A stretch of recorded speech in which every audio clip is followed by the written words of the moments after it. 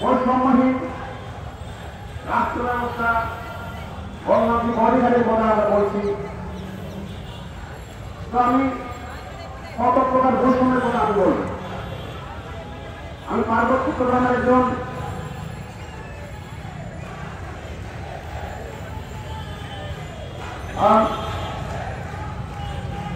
জাতিসত্তার জনগণের অংশ, সেখানকার একজন ঠাকমা অথবা মারমা অথবা সেখানকার যারা জনগণের প্রতিনিধি হিসেবে আমি এই যে বৈষম্যের কথা যেটা বলা হচ্ছে, আমি কোন কোন বৈষম্যগুলো আমি আজকে এখানে তুলে দেবো আমি দেখতে পাচ্ছি না। আমি প্রথমে যেটা বলবো সেটা হলো এই যে আপনারা বিগত গতকালকে যে ঘটনা ঘটল, দিদিনারায় একটা তার আগের দিন কাগজে একজন মোটরসাইকেল চোরকে তার কিছু লোক তাকে পিটিয়ে আহত করার পর যখন সে মারা যায় এবং যে প্রথমে অ্যাক্সিডেন্ট হয়, এই ঘটনাকে কেন্দ্র করে সে ঘটনাকে বিভিন্ন যা ঘটে গেল তা আপনার সবাই জানে, সেটা নতুন করে কোনো কিছু না। কিন্তু এর প্রেক্ষাপট আমাদের দেখা দরকার, কেন পাচ্ছে এটা কি নতুন কিছু? দিঘিনারায় যে পাহাড়িদের বাড়ি করে আক্রমণ করা হলো, তাদের উপর তাদের বাড়ি করে অগ্নিসংযোগ করা হলো, এটা কোনো নতুন ঘটনা। এইরকম ঘটনা পাহাড়ে ঘটনের পর ঘটন ঘটেছে।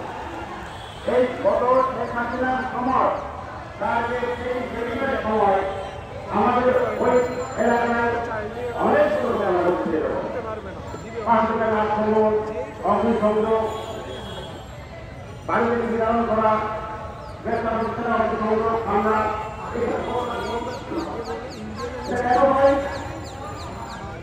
এটা হচ্ছে, এটা করাই সেখানকার যে শাসন ব্যবস্থা, এই বৈষম্যের প্রতি যে আমরা বলি, সবচেয়ে বড় বৈষম্য হবে যে আমাদের শাসন বোঝা যায়। আমি বারবার আমি বলি, একটা দেশে দুই রকম নীতি থাকতে গেলে বৈষম্যের প্রতি যে আমরা বলি, সবার আগে আমাকে বলতে হয় সেখান থেকে আমাদের শাসন প্রত্যাহার করতে হবে। আমরা সবাই জানি ৯৭ সালে যে চুক্তিটা হয়, এই চুক্তির পরে তো সেখানে কোনো বিক্রম না যে সেখানে সামরিক শাসন বজায় রাখতে হবে। কোন চুক্তিতে সেখানে অপারেশন উত্তরের নামে সামরিক শাসন বজায় রাখতে হবে, এই প্রশ্ন আমি করতে চাই। এই সরকার অন্তর্বর্তীকালীন সরকার যদি বৈষম্যহীন একটা রাষ্ট্র পরিচালনার উত্তর যদি নেয়, তাহলে আগে পার্বত্য চট্টগ্রাম থেকে সামরিক শাসন প্রত্যাহার করতে হবে। একটা দেশের একটা অংশকে কারাগার বানিয়ে সামরিক শাসনের অধীনস্থ রেখে কিন্তু এই দেশে বৈষম্যহীন গণতান্ত্রিক ব্যবস্থা আইন সম্ভব নয়। তো এই কারণে এই যে যা হচ্ছে সেখানে হামলা, লুটপাট, ভাঙচুর, এটা সবই সামরিক শাসনের সাথে সম্পর্কিত।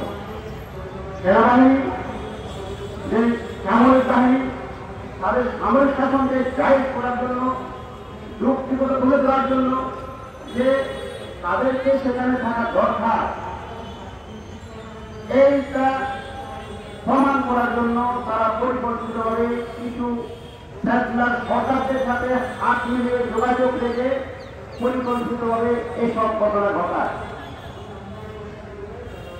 এখন আমরা বলতে চাই, এই কথা যখন আমি বলি আমাকে কি বলা হয়, আমাকে বলা হয় তুমি সন্ত্রাস। আমি যখন আমার অধিকারের প্রশ্ন তুলি তখন বলা হয় তুমি সন্ত্রাসী, তুমি দেশটাকে তোমার দেশটাকে বিচ্ছিন্ন করতে চাও। তাহলে আমি বলবো এই সব পথে মীমাংসার কত কারণ হলো, সেখান থেকে সামরিক শাসন প্রত্যাহার করে সারা দেশের মতো গণতান্ত্রিক পরিবেশ আমরা সেখানে চাই।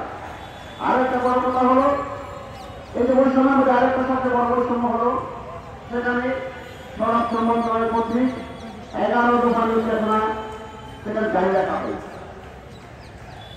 সেই 11 দফা নির্দেশনার মাধ্যমে পার্বত্য চট্টগ্রামকে সমতল থেকে বিচ্ছিন্ন করে রাখা হয়েছে।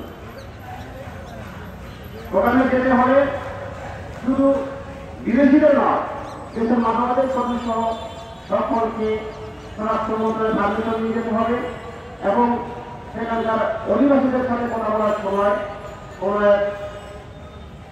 পুলিশ অথবা সরকারি সংস্থা লোক সাথে নিয়ে কথা বলতে হবে। তাহলে এসব নিয়োগ কেন? এটাই তো একটা বড় বৈষম্য। এখন বৈষম্যের কথা আমরা বলছি, বৈষম্য রাষ্ট্রের কথা বলছি, গণতান্ত্রিক অধিকারের কথা বলছি। তো আমি আজকে এখানে দাঁড়িয়ে আমি বলবো যে দেশের সকল মানুষের প্রতি আহ্বান জানাতে চাই, বলতে চাই, আসুন আমরা একসাথে আমরা একটা পার্বত্য চট্টগ্রাম সহ সারা দেশে বৈষম্যহীন গণতান্ত্রিক রাষ্ট্র ব্যবস্থা কায়েমের জন্য আমরা একসাথে লড়াই সংগ্রাম করি এবং আমরা পাহাড় এবং সমতলে এই লড়াইয়ের মধ্যে দিয়ে একটা সুন্দর বাংলাদেশ করি, এই আহ্বান জানিয়ে